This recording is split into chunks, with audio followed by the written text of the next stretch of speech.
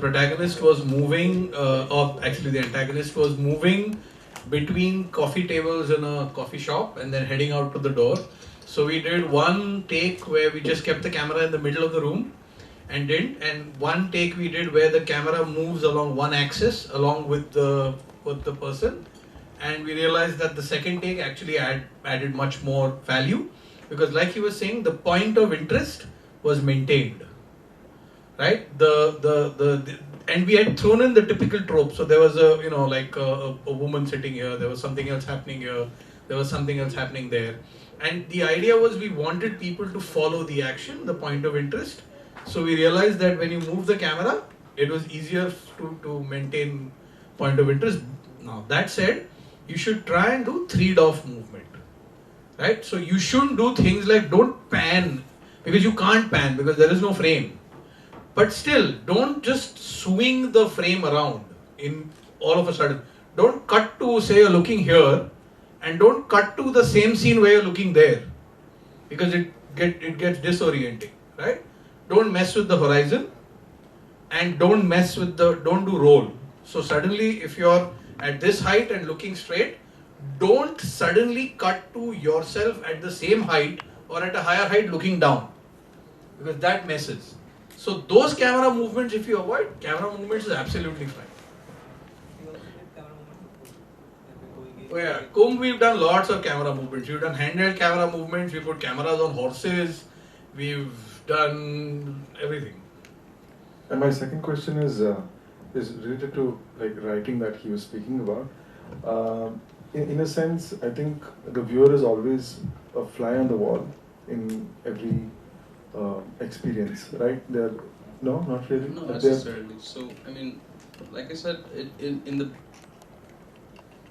the beginning, it's how is the experience? What is the experience going to be like? Is it going to be something that's intellectually stimulating, like, or is it something that's visceral? Like, is it?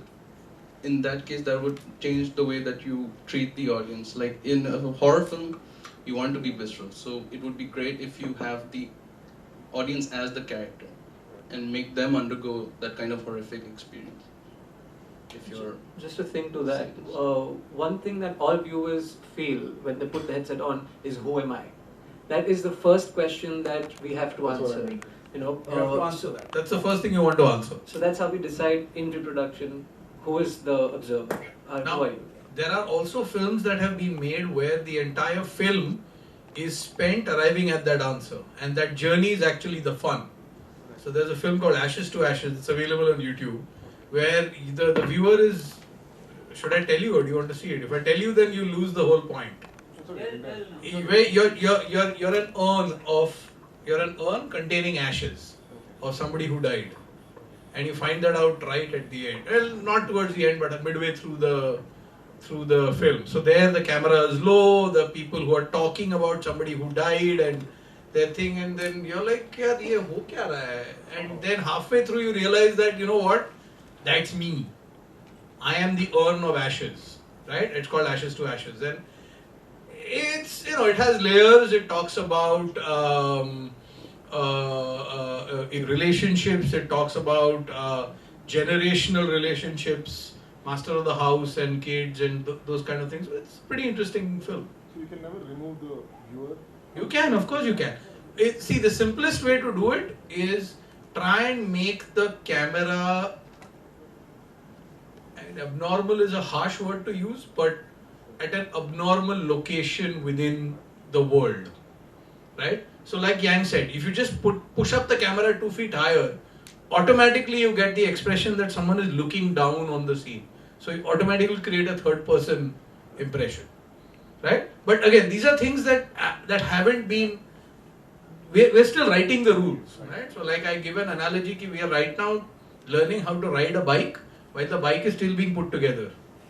Right? In the middle of the riding the bike, somebody's taking one engine out, putting another one wheel is being changed. So we are in that process right now, which is why you need a lab for this. Otherwise, then you'll have hundreds of people producing commercial content, right? So a lot of the concepts that he spoke about, to not make writing and direction plot point heavy, but point of interest heavy, or all those. These are all things that aren't. They're not rules of filmmaking yet in VR, but they will be, right, going forward. How does zoom work in VR? Sorry, zoom. Zoom in, zoom out. So you cannot zoom in VR. You can move the camera closer. Done. You can only move the camera closer, but you cannot zoom in VR. Because if you're zooming in, you're zooming out, right? At the back end. Because, like I said, it's not, how should I tell you? It's not cinema. Tennis. Take the tennis and table tennis experience. You can play table tennis standing right next to the table, and you can play table tennis standing 10 feet away from the table. You can't do that with tennis. You have to be inside the court all the time, right? So think of that as zoom. Think of the camera that way. When you're standing right next to the table, you're fully zoomed in. Super close up. Aankhein dikh rahi hai. Amrish Puri ki. Right? Khoon se laal. But when you're like far away, you're seeing 30 backup dancers dancing in a Mithun film. So that's the way to look at it. Yeah, you had a... What is the editing workflow like, and can we use cuts? If we use, how do? Workflow, there is no difference. Adobe Premiere has 360 support. FCP has 360 support. I think Avid also has. Nahi to aa jayega. It's not that. Workflow is no. But what you need to do is you need to start getting used to working in ERP, equirectangular plane format. So you saw the last image that he showed you of the house. So it's an ERP. It's an equirectangular plane. So it's like a globe versus a map. Atlas mein hum map dekhte hain na. So it's essentially a globe that's stretched out. So the tops and the bottoms are extremely stretched out, and the middle is appropriate. So you need to get used to seeing something in equirectangular and imagining what it's going to look like in immersive. But you'll get used to that. It doesn't take that long, right? If you have good visualization skills, you can. But editing is the same. Editing cut points are very, very, very different. Why you're editing, like Yang said, you're not just editing. Why don't you take it? Yeah, I think film buffs will love VR because you're no longer designing shots based on the cut. You're kind of going the Tarkovsky way and building time pressure. You have longer takes, and you're trying to build rhythm within the shot because you don't have the freedom to cut as often. So that's something that we can really look at. How are we designing shots? How are we creating rhythm? Which, we're not editing, we're not cutting, and we are just using other elements. Like this is where the artsy people can come with the normal people and just have a lot of fun. So My Mother's Glass was an 8.5 minute single take. But the next film we made called The Prey, which we've carried to show if anybody wants, that's a 5-minute film with 15 cuts. 15 cuts.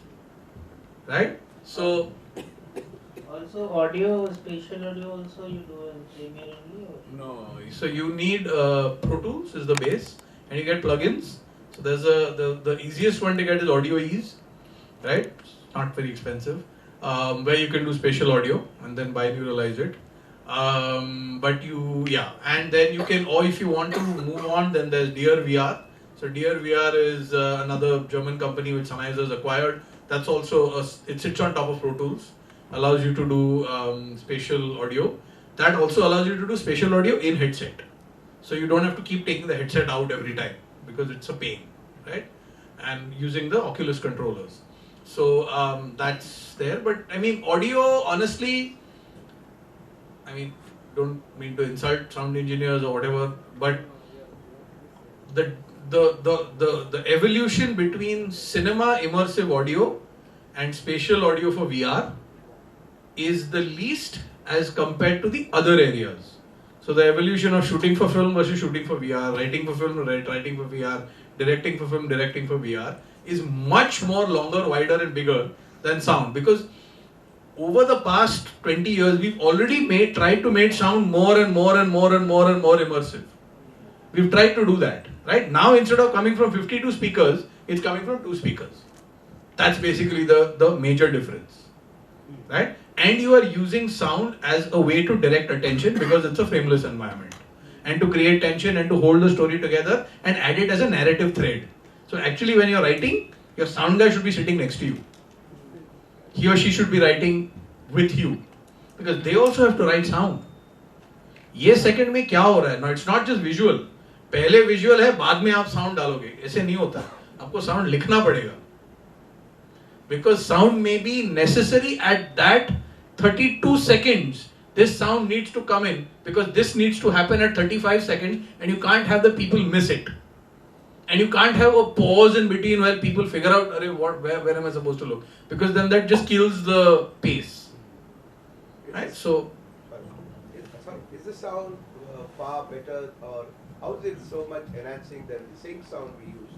So we had this dubbing facility, we came out in cinema, in movies. So we had this dubbing facility, we got sick about it, and then we use sync sound.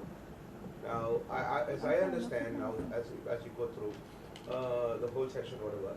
Now it says that, like, the sound itself becomes predominant, and